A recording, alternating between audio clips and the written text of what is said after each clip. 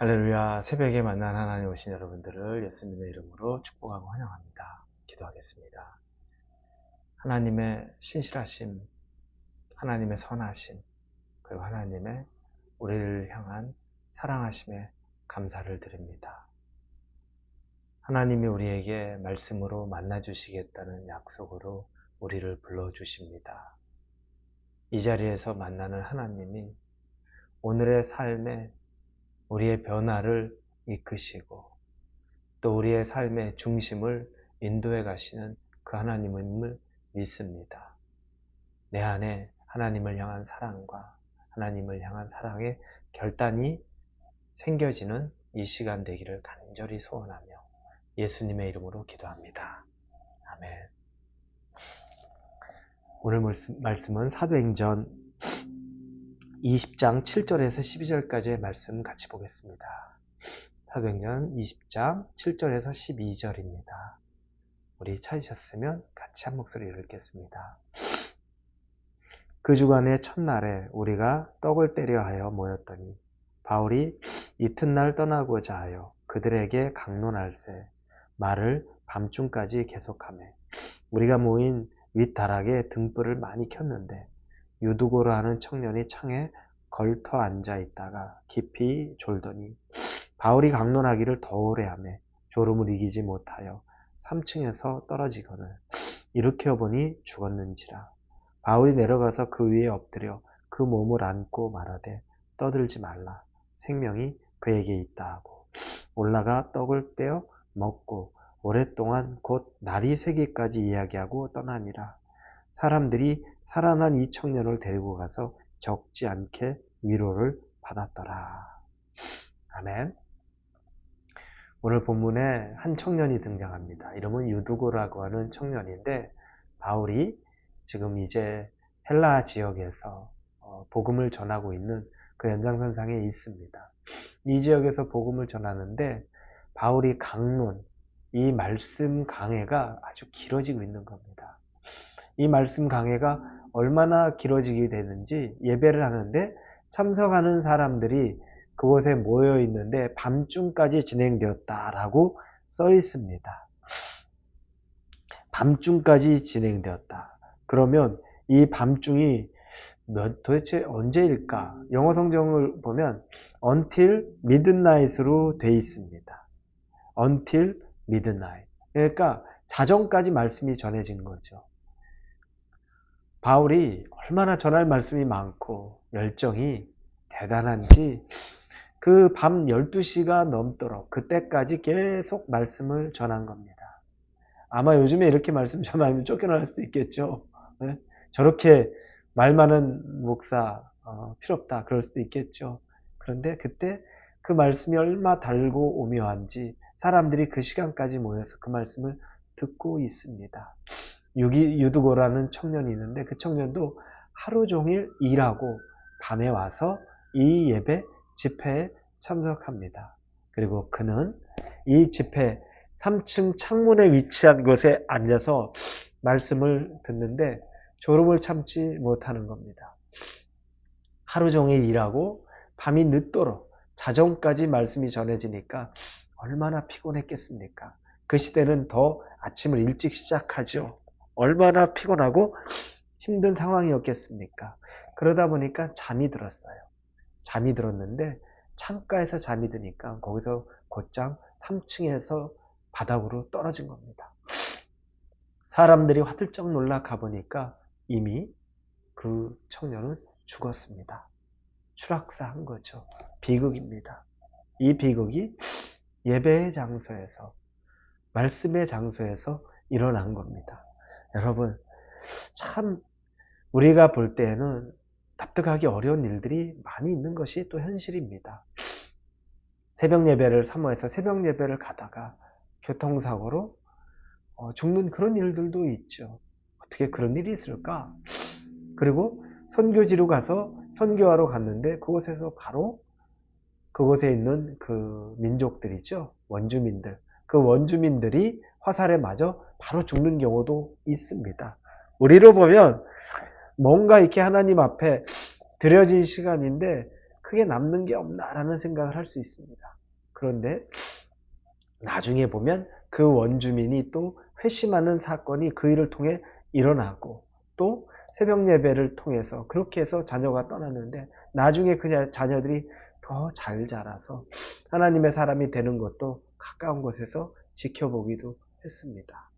이런 일들을 보는데 유두고라는 청년이 죽었는데 바울도 내려가 보니까 이미 사람들은 죽었다고 말합니다.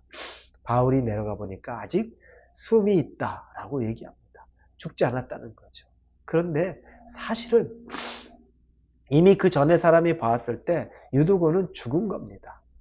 죽은 게 정상입니다. 그게 맞는 판단이었습니다. 근데 바울은 죽지 않았다라고 이야기하는 거죠. 그러면서 사람들이 유두고를 보면 그럴 수 있습니다. 아니 뭐하러 그렇게 졸리고 자려고 하면서까지 여기 와가지고 그렇게 해서 이 변을 당한 거야? 왜 그 청년이 졸았던 게 잘못한 거지? 정신 바짝 차리고 있어야지 벌 받은 거 아니야? 뭐 이런 얘기들 안 나오겠습니까? 어려운 일 당할 때 보면 정말 말도 안 되는 잔혹한 일들을 주변에서 하는 경우들이 있습니다.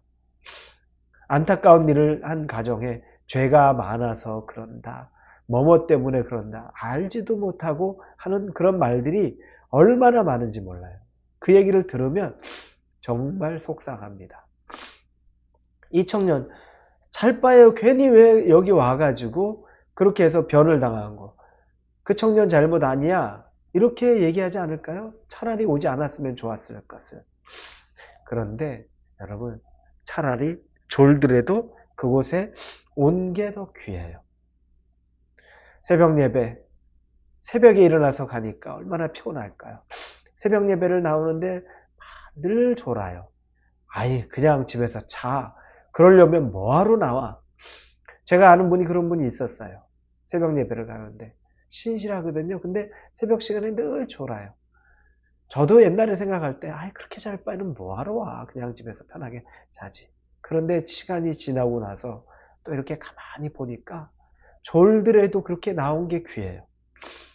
하나님이 무슨 중심을 더 볼까라는 생각이 들더라고요.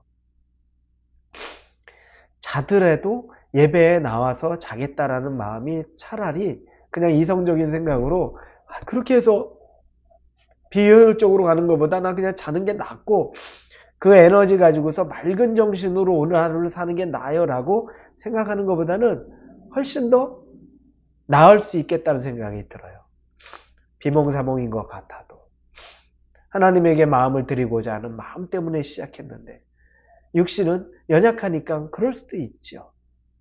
아무것도 하지 않는 것보다는 차라리 조는 것이 나을 수도 있어요.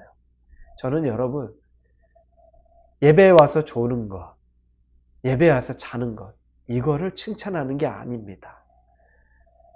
피곤한 일상 가운데서도 그러나 어찌하든 하나님의 앞에 나오려는 그 마음의 중심을 볼 수 있는 것도 필요하다는 겁니다. 결국 아무것도 하지 않는 것보다는 그래도 그렇게 하는 게 귀하다는 거죠. 데나리온의 비유가 있었죠. 예수님이 한 데나리온, 5데나리온, 10데나리온. 한 데나리온 가진 사람 아무것도 안 한 것 때문에 책망받았어요. 아무것도 하지 않는 것보다는 차라리 졸더라도 와 있는 게 나을 수 있는 거죠. 유두고라는 청년 죽었다 살아났어요. 그런데 그 청년 그냥 너무 피곤하고 졸음밖에 안 와서 있었는데 거기 와서 죽음을 경험하고 다시 기도를 통해 살아나는 경험을 한 것. 여러분 이것 뭘로 바꿀 수 있겠습니까? 근데 만약에 그냥 그곳에 하지 않고 아니 너무 피곤한데 왜 거기 가라고 집에 있었으면 그런 일들은 애초에 없을 겁니다. 그러나 반대로 살아나는 기적도 경험할 수 없었을 겁니다. 이걸 보면 여러분 꼭 우리가 이성적인 생각으로 너무 피곤하니까 너무 힘드니까 너무 졸리니까 어느 때에는 그걸 넘어서는 경험도 해야 된다는 겁니다. 그리고 그 안에서 하나님을 만나는 경험들도 필요하다는 겁니다. 성도 여러분에게 이런 유두고의 그 마음이 그 중심이 그래서 그가 비록 죽은 것 같아도 살아나는 그 경험처럼 여러분이 세상에서 볼 땐 좀 미련해 보여도 하나님의 입장에서 볼 때는 그게 오히려 여러분의 간증이 될 수 있는 그 일들이 오늘도 여러분에게 있을 수 있기를 예수님의 이름으로 축원합니다. 기도합니다. 하나님, 피곤해서 그곳에 가지 않고 일찍 쉬고 내일을 준비하는 게 현명해 보여도 우둔한 것 같이 그곳에 갔다 잠을 이기지 못해 졸다 창가에 떨어져 죽었는데 미련하다 생각되는 것이 아니라 그 모습을 하나님이 살려내심으로 간증의 경험을 했던 유두고를 통해 우리의 이성적인 합리적인 생각보다 하나님을 향한 열망의 밑바탕이 더 중요하다는 것을 믿습니다. 우리의 삶에도 이와 같은 것들 허락하여 주옵소서. 예수님의 이름으로 기도합니다. 아멘.